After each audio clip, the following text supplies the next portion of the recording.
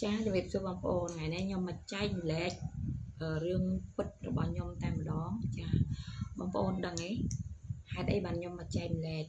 cha cứ không Facebook page bọn nhom á cha cứ miên chun mà nè đại con đặtรูปភាពក្មេងដែលមានបញ្ហាសុខភាពមានជំងឺអញ្ចឹងណាវះកាត់នៅមន្ទីរពេទ្យអីចឹងចាហើយក៏សុំ$5ពីខ្ញុំអញ្ចឹងណាហើយដាក់QR code ហើយខ្ញុំក៏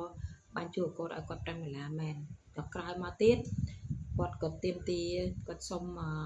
ចំនួនពីខ្ញុំទៀតគឺសុំឈាមចាសុំឈាម3ផ្លោកអញ្ចឹងណាសុំឈាម3ផ្លោកតែសម្រាប់ខ្ញុំមានណាខ្ញុំធ្លាប់បរិច្ចាគឈាមនៅសល់2ស្លឹកដែលយើងធ្លាប់បរិច្ចាគឈាមនេះយើងមានសល់2ស្លឹកហ្នឹងយើងអាចយកស្លឹកដែលយើងបរិច្ចាគហ្នឹងឲ្យទៅគាត់អាចយកទៅ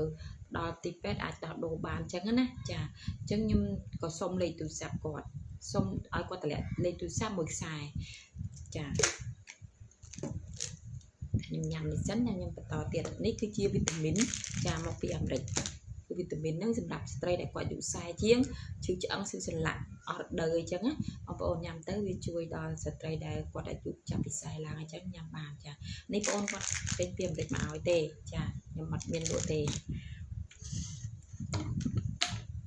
ចាតិចទៀតខ្ញុំនឹងបន្តឲ្យបងប្អូន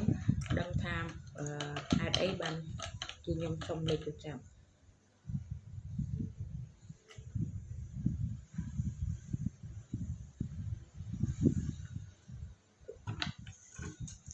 ចា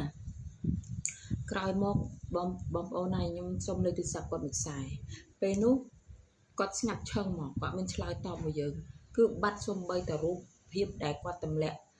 រូបក្មេងដែលវះកាត់អីហ្នឹងក៏អត់ឃើញដែរគឺបាត់ឈឹងហ្មងចាអញ្ចឹងបានន័យថាជួកូដទាំងអស់នេះតម្លាក់មកសុំលុយសុំកាក់ហ្នឹងសិតតែការបោកប្រាស់ទេអញ្ចឹងព័ត៌មាននេះគឺខ្ញុំផ្ដល់ជូនបងប្អូនយើងដែលថាគាត់ចង់បានលុយអីចឹងណាចាគឺគាត់ដាក់តម្លាក់ជួកូដហើយគាត់ដាក់រូបភាពដែលកូនគាត់មានបញ្ហាចឹងឯងយករូបគេពីណាប៉ុន្តែយើងមិនដាក់អញ្ចឹងហើយយើងបាញ់ទៅ$5ហើយតែដល់គេក្រោយមកក៏សុំឈាម3ផ្លោកដល់ពេលខ្ញុំសុំលេខទូរស័ព្ទមួយខ្សែបែរជាចាគាត់អត់មានតម្លាក់លេខឲ្យហើយគឺលុបទាំងអស់ហ្មងគឺលុបរូបភាពលុបអីបាត់ឈឹងហ្មងចាហ្នឹងគឺរឿងពិតរបស់ខ្ញុំដែលជួបចាហើយខ្ញុំក៏គ្មានអីត្រូវជំនួយអីដែរព្រោះអីខ្ញុំអត់មានថវិកាណាជំនួយច្រើន